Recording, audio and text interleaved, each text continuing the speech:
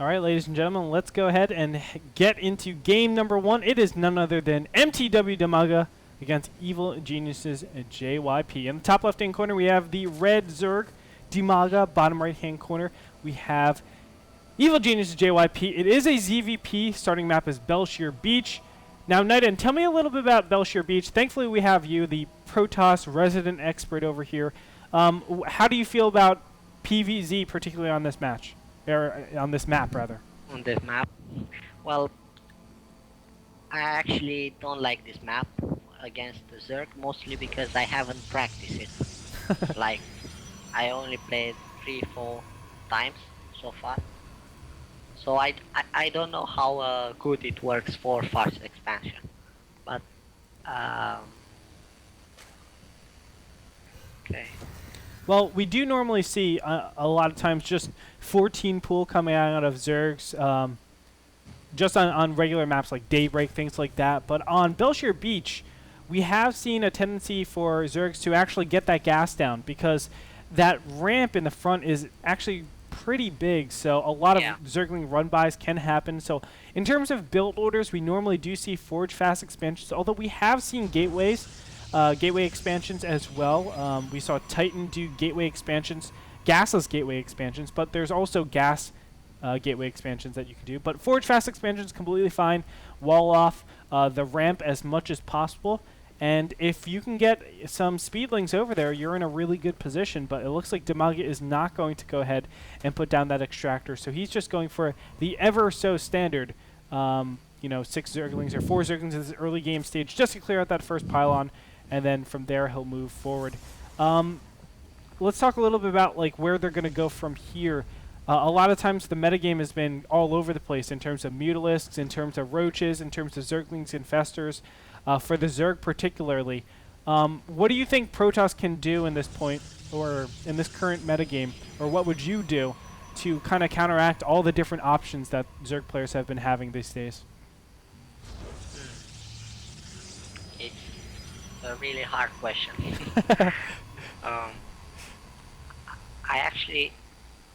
I think what you have to do against Zerg is to force him to stop probe production as soon as possible. Also to do some damage in the early to mid game. Yeah. So are you? I think if you let Zerg, if you do nothing and let Zerg just take 3 bases, 75 drones, and so on, I don't think you can win the game if you just sit and do nothing. So you're a big advocate. I mean, there's a lot of different pressures that we've seen before. Anything from Stargate pressure to just regular gateway pressure. We've even seen some very rare cases of immortal pressure as well. But what would you advocate Protoss do in this position? Is it just like gateways, or would you go more for a tech route, whether it be Blink Stalkers, Dark Templars, or Stargate play? Yeah. Well, you can opt for many things. You can do like 4 gate DTs to harass. Or 4 or 5 gates with Void Rays. I saw, I don't remember who. I saw him making like 6 gates blink all in. 6 gate blink stalkers. Sure. But that's an all in. It's not. Yeah, of course, the +2 timing attack Blink Stalkers. I've seen that plenty of times. It does require a severe cut in probes. That's why it is considered an all-in. It's very hard to transition out of it because if you ever lose your Stalkers, that was like your only advantage. You have no advantage in tech. You have no advantage in economy. So it's really, really tough to actually do consistently. But let's go ahead and see what both these players are doing right now. Dimaga actually went a very late extractor. This is, let's go ahead and look at it, 21 seconds. So a 6-minute, 24-second gas. That is going double gas, it looks like. He has gone for the double expansion, very common to do after something like a Forge Fast expansion. JYP, we can see him actually not putting too many cannons up. Of course, he had great scouts all game long, so he was able to play accordingly. He does have a lot of gateways built up, though, 4 gateways in total, and he's looking to do a little bit of pressure. Just as you said, 4-gate pressure. This will come at a very, very convenient and early time. It'll allow him to still macro accordingly. He'll have a lot of surplus minerals and gas, even though he's going to be doing this type of pressure. And look at that, 2 more simulators go down. Actually, I don't like what JYP is doing here, because I think he had to build Twilight Council a lot faster. Oh. And what I think I think he will go DTs maybe. I mean, I don't know why did he made so late Twilight Council, or maybe he wants to transition into Blink Stalkers. Sure. Well, that's definitely an option because he has finished up the +1. He's actually investing more and more zealots. It looks like a round of 4 zealots were made in the mid left-hand position. We've seen JYP do this continuous amount of times in all of his PVZs. He loves to do this just small amount of gateway pressure with not that many gateways, and behind this, he is teching pretty drastically. And there you have it. The Dark Shrine, you are absolutely correct, Nightend. He's going to make it there, and it will be some sort of Dark Templar harass.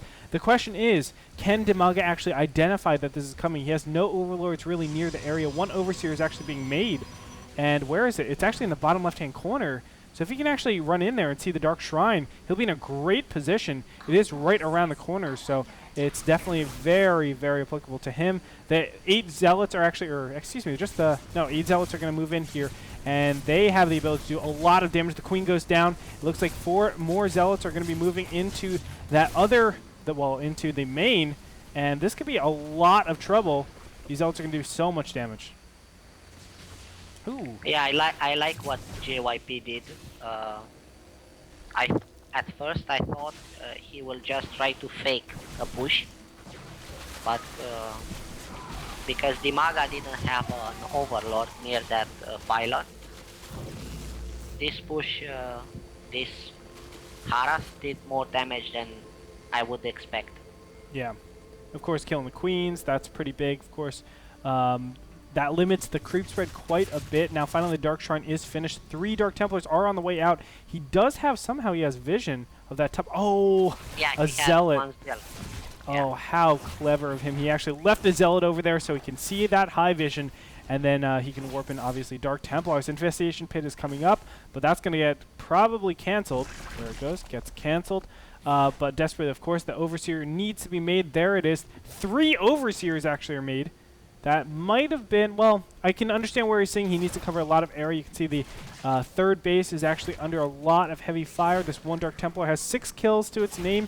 He's already a mentor, and he's going to start whacking away at that spine crawler, but nevertheless, he will finally be cleaned up after killing the queen. Nice pick off there, but this harass being done by JYP is immense, and you can see that he has a really, really nice economy behind this. He has 57 harvesters to Dimaga's 70 right now, but Dimaga has been, you know, he's been hurting. He's been hurting this whole time because he hasn't really built an army out of all of this. Yeah, JYP is in a great position, but let's think for a second that Dimaga had an overall near the pylon. The damage that JYP would have done with this would have been almost 0. Yeah. You know? No, definitely, definitely. Because I don't know why did he kept all his overlords at his second base and not just split them. Maybe he did because he was afraid that JYP will go Stargate and kill them one by one. Yeah, definitely That's a huge possibility. Huge concern. Here's a big push, and I love this. Baiting all the units over in the left-hand side. Now, additional zealots are actually warped in on the left-hand side. The force fields are actually zoning out so that Dimaga can actually close up. Blink is researched, so you can easily blink away. And, of course, with the power of those force fields, you can do a lot more with that. So, all in all, Dimaga not looking so good. It looks like 11 roaches are on the way. He's upgrading +1 melee, +2 carapace as we speak. And I don't know what he's going to actually do with this. Finally noticed that pile on the bottom of his base, but JYP already saturated his third base. He already has cannons over there, and that's going to spell disaster because really Dimaga's in a position where he's just crippled all over the place. He doesn't have a big army. He doesn't have the army composition that he actually wants to have in 14 minutes into the game, where the Blink Stalker count is getting pretty high. And pretty soon, I think JYP should be adding more of the power-hitting units, whether it be Colossus, High Templars, Archons, that kind of stuff. He should be adding those type of units, and that'll be very difficult for Dimaga to stop. But as we speak, 9 Infestors on the way out right now. How do you think Dimaga is faring right now? I mean, this will definitely help with 11 Infestors now on the way out. I think JYP is in a awesome position right now. I don't see him losing this. Dimaga, I think his only chance is to get as many units as fast as possible with Infestors and try to make a push. I think that's his only viable option. If he will sit and wait, JYP will get too many Immortals, Colossus, Stalkers with 3-0, 3-1, and he will have no chance to win. He has to push now if he wants to win. Well, it looks like he's listening to you.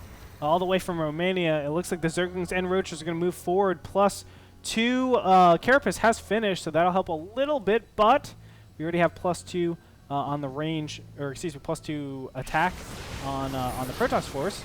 See that JYP is just going to back up all the way, and look at this, Dimaga all of a sudden getting a fantastic position.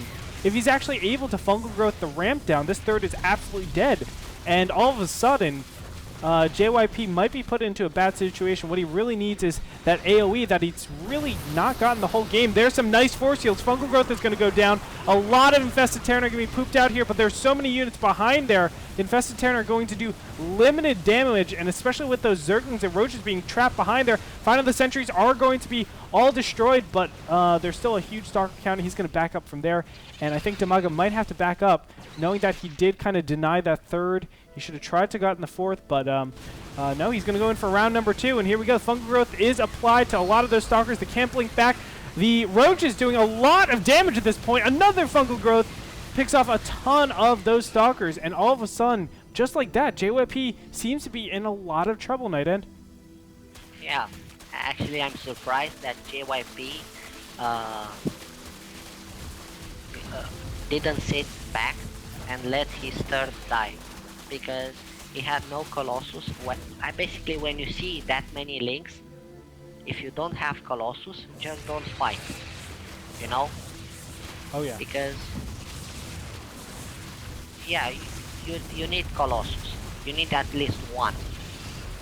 Yeah, of course. And fight that. Especially with the Infested Terran, you need something to deal with them more effectively, because as soon as the Infested Terran poop out and you don't have something like Storm or like Colossus, then your Stalkers are obviously attacking them, mainly if it's a Stalker army. All your Stalkers are attacking them, and it's basically a big tank shield for the Roaches. The Roaches go unhindered, and these Infested Terrans are just taking everything, also doing pretty good damage. So right now, Dimaga, this is an alarming amount of Infestors. Like, this is the most Infestors I've ever seen on a battlefield at once. 23 Infestors, and this is going to spell disaster. The 2 Immortals over here on the right-hand side get fungal growth. They're going to go down immediately. As you said, just so many Zerglings in this case. The Infestors have basically complete control over this game. They're the ones that are actually giving Dimaga just such a massive lead. You can see so many Infested Terran being thrown down.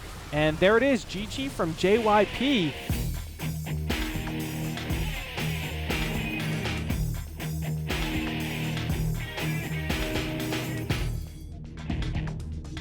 And that's going to do it. So JYP falling in game number 1. Really surprising outcome, especially at how far ahead he was. Nightend, can you shed a little bit of light on what happened during that game and why JYP all of a sudden went from riches to rags, really? So, I think that JYP thought he had the game won. and he did a few unnecessary mistakes. Like he took his fourth expansion for no reason. He had no reason to take it that fast. He had to take to Colossus a lot faster, Yeah. and maybe make only two immortals. He chose to make like three, four, or five, something like that. I think that that's the biggest mistake that cost him the game, because basically that game was his. I, Yeah. not not 100%, but yeah. Yeah, I mean, clearly not 100%, but I think, we were talking about it before. Those things like Zerglings and Infestatorians. Zerglings are only 35 hit points. Infestatorians Yeah. only 50 hit points. But those units, because they come in such a plentiful amount, you need AoE. If you're target firing them, then you're going to have a lot of you're actually going to have a lot of overkill Yeah. on all of those. And it's like those Zerglings actually have like 50 hit points instead of 35. And the Infestatorans have like 70 hit points instead of 50. Just because Stalkers, the AI isn't so smart, they're going to be targeting down the same ones. All of a sudden, you're not in a great position. So a lot of times, that's why you need that AoE, whether it be High Templar Storms, whether it be Archons, which, but High Templars and Colossus, those are definitely a necessity in this particular matchup. It's a shame that JYP didn't get it, but hopefully he can bounce back. So we're going to go into game number 2, ladies and gentlemen, after this break. So don't go anywhere. The continuation of Dimaga versus JYP is coming up.